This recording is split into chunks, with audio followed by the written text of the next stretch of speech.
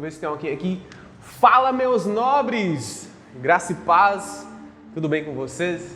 Aqui é Júnior Alberto, da Igreja Batista Renovada El Shaddai, Ministério Vida, da cidade de Janaúba, Minas Gerais. Nós estaremos começando um novo projeto.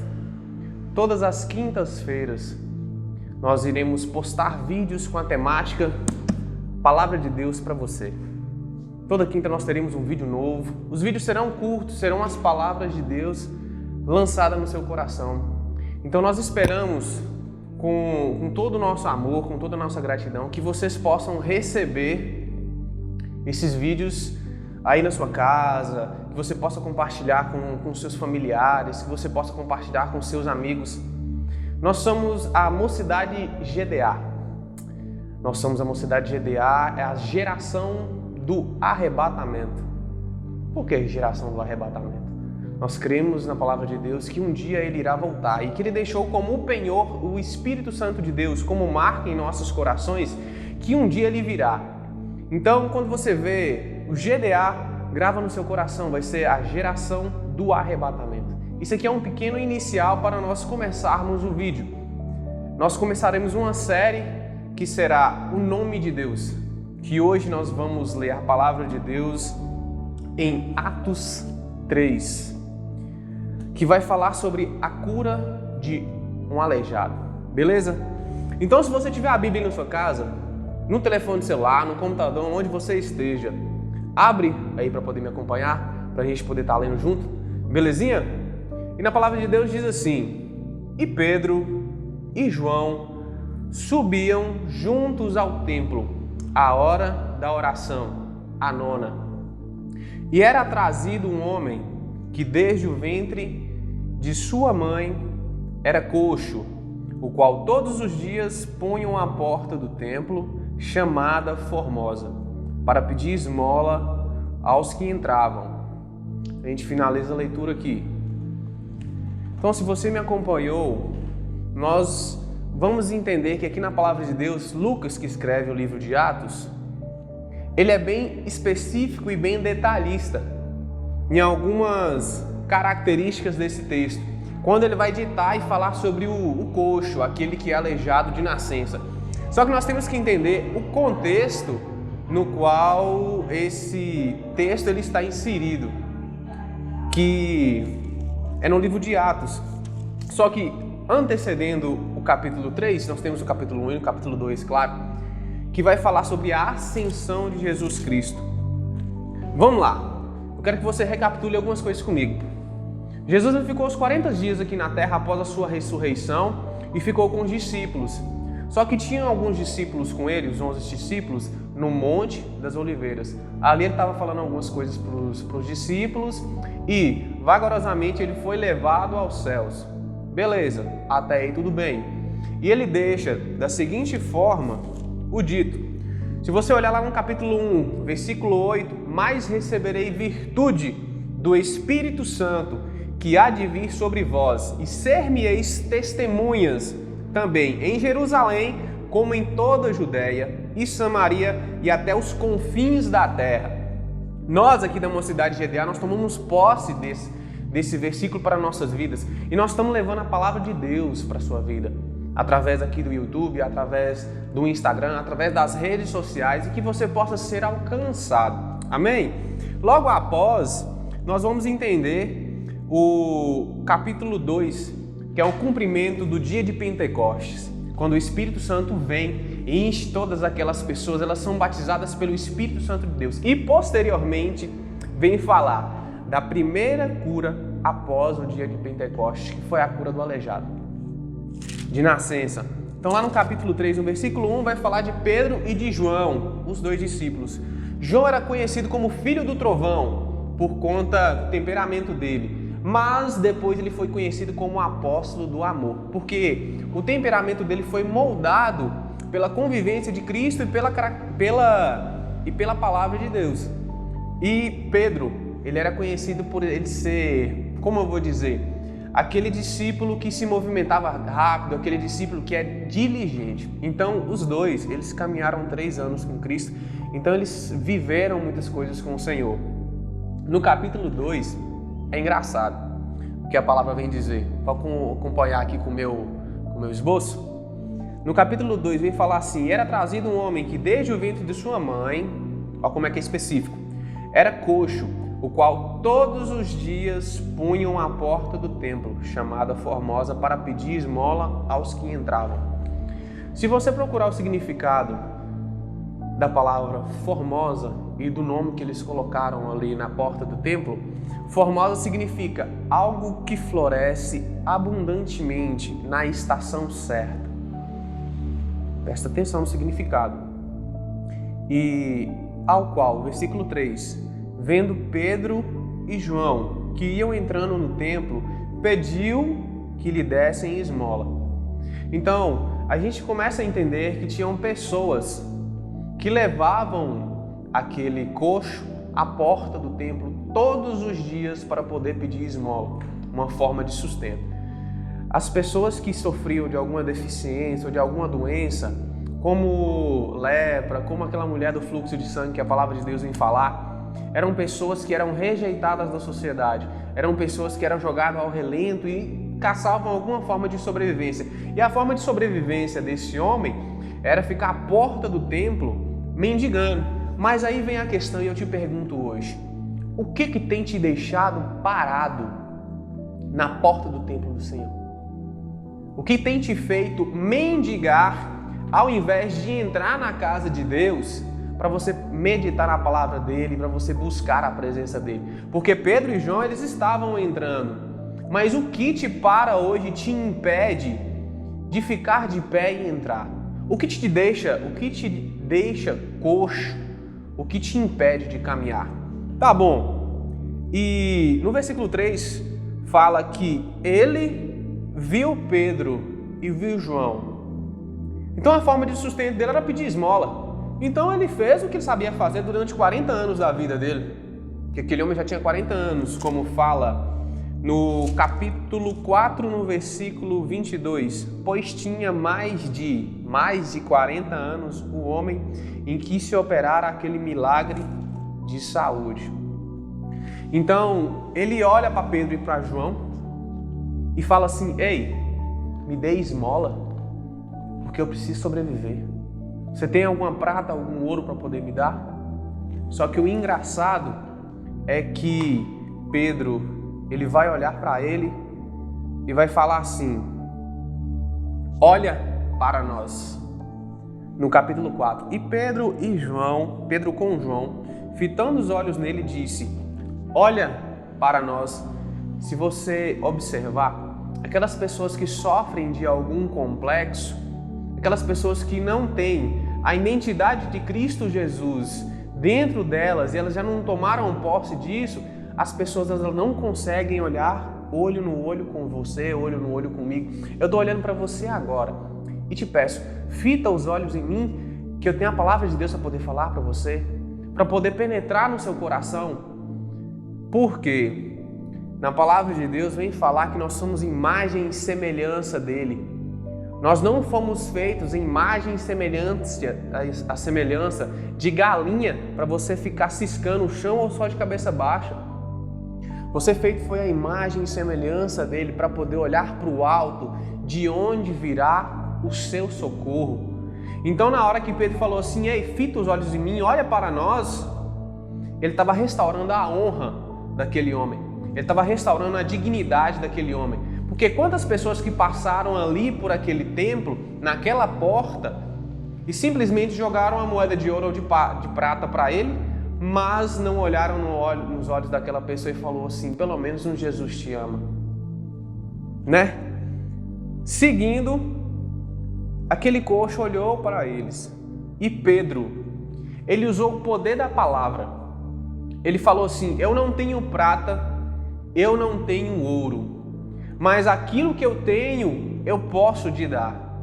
Então, pelo poder que há no nome de Jesus, ei, levanta e anda. Imagina, por que Pedro, ele liberou uma palavra de cura e de libertação para aquele homem? Porque na palavra de Deus fala que ele nos deu autoridade Ele nos deu autoridade para poder expulsar demônios. Ele nos deu autoridade para poder curar enfermos. Ele nos deu autoridade em nome dele para poder libertar a muitos. Ele nos deu autoridade para poder pregar a palavra de Deus. Então foi disso que Pedro, ele lembrou. Porque lá atrás, quer ver? Em Marcos 11, 20, Jesus, ele faz algo diferente. Ele vai até uma figueira e fala e amaldiçoa aquela figueira. E Pedro, ele observa. Eu costumo falar que Pedro, por mais que ele era diligente, ele era aquele discípulo meio curioso. Ele perguntava muitas coisas para Jesus. Ele observou, mas aí quando eles passaram novamente por aquela estrada, aquela figueira ela estava seca. Aí ele foi e perguntou para Jesus: ué, Jesus, o que aconteceu? A figueira que você amaldiçoou, ela se secou. Aí ele fala assim: tudo que você falar com fé, se você crer no fundo do seu coração, você pode ter certeza que vai acontecer. E foi nisso, eu creio que Pedro, ele lembrou dessa experiência, desse ensinamento que ele teve com Jesus.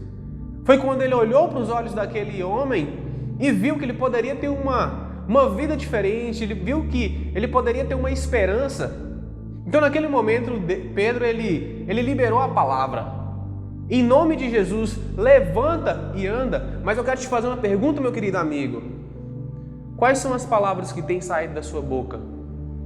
Lá em Tiago, eu acho que é Tiago 3 ou Tiago 4, vem falar sobre o poder da palavra, vem falar sobre o domínio da palavra. Em Provérbios vem falar alguns versículos também.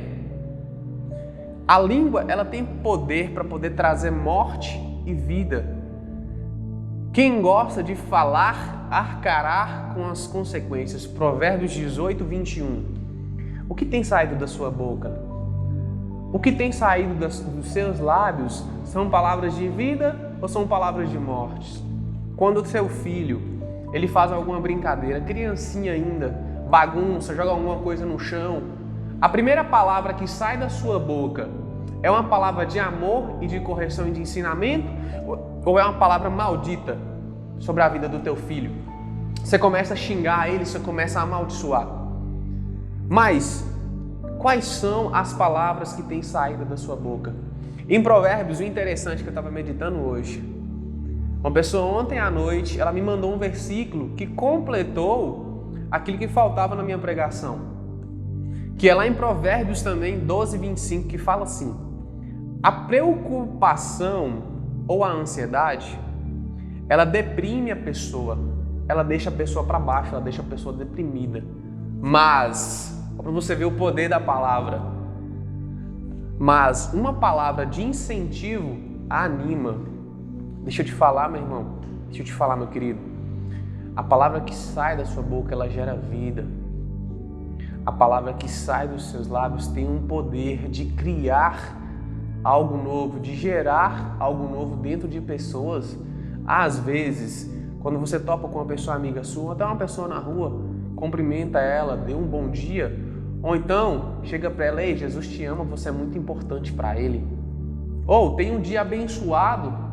Então, quando uma pessoa for te afrontar, você sabendo que você está certo, mas você prefira calar, fica de boinha, fica na sua, fica bem tranquilo, mas lá dentro de você, entenda que é melhor você calar os seus lábios do que se lançar uma palavra maldita para a vida daquela pessoa. Então, nós vamos continuar aqui. Quando Pedro, ele teve todas essas experiências com Jesus, ele creu na palavra que ele lançou, ele fez algo diferente. Aquelas pessoas lá atrás, que traziam ele para o templo todos os dias, Pedro, ele fez o quê?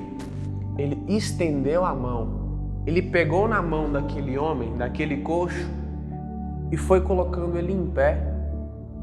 Pedro estava levando aquele homem para uma nova realidade de vida. Imagino eu, Pedro segurando na mão daquele homem levantando, meio cambaleando, tentando firmar os tornozelos, que a palavra fala, que ele estava começando a firmar os tornozelos, o calcanhar, os joelhos ali. Então Pedro fez algo diferente, juntamente com João.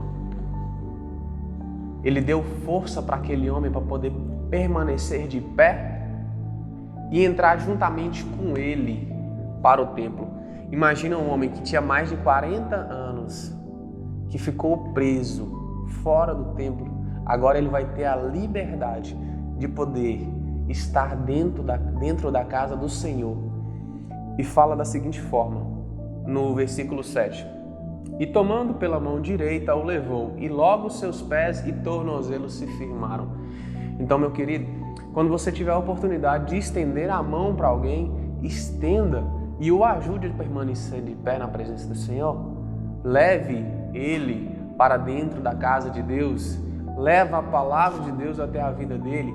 E se você tiver a oportunidade de, através das suas palavras, através da sua atitude, você fazer com que uma pessoa ela seja liberta, que Deus possa te usar grandemente. No versículo 8 vem falar assim da alegria de um homem que vivia 40 anos aprisionado, e saltando ele, pôs-se em pé e andou e entrou, olha esse detalhe, e entrou com eles no templo, andando, saltando e louvando a Deus. E todo o povo o viu andar e louvar a Deus. E conheciam-no, pois era ele o que se assentava a pedir esmola à porta formosa do templo. E ficaram cheios de pasmo e assombro pelo que lhe acontecera. Seja sempre grato. Nesse finalzinho aqui, o que eu entendo? Eu entendo que nós estamos, como a palavra de Deus fala, rodeados de nuvens de testemunha. Aquilo que Deus ele vai fazer na sua vida, muitas pessoas vão olhar e vai falar assim, aquele ali não era aquele drogado que ficava lá na boca de fumo, gastando dinheiro à toa, traficando, fazendo isso, fazendo aquilo. Aquilo ali não era aquela prostituta que mendigava e vendia o próprio corpo a sustento? Aquilo ali não era aquela pessoa que vivia endividada?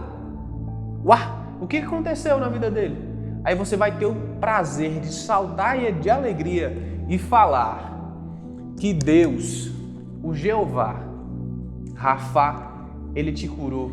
O Jeová, Rafá, ele te libertou. O que significa Jeová Rafá? Jeová Rafá é o Senhor que cura, o Senhor que sara. Então hoje é o primeiro dia de uma série que nós vamos falar do nome de Deus. O nome de Deus, ele foi manifesto através da vida de Pedro e através da vida de João. Jeová Rafá entrou com providência através daqueles discípulos que eles estavam cheios do Espírito Santo de Deus e eles foram usados para poder transformar a vida daquele homem.